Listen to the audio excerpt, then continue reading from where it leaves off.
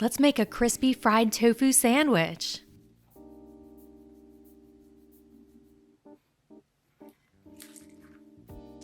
Start by pressing your tofu with the Easy Tofu Press.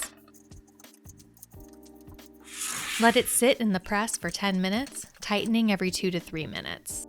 Meanwhile, get shallow bowls of cornstarch and flour. Mix nutritional yeast, along with salt, pepper, and spices into the flour until it's evenly combined.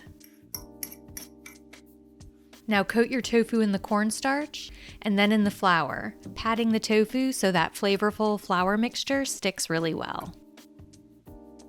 Now fry up those tofu pieces on the stovetop until they're nice and browned and crispy on both sides.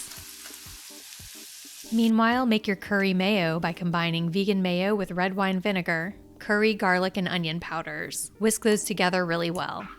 Now spread the mayo onto toasted buns, then pile on that crispy tofu, sliced tomato, salad greens, dill pickle slices, and sliced onion. Enjoy this crispy fried tofu sandwich for lunch or dinner.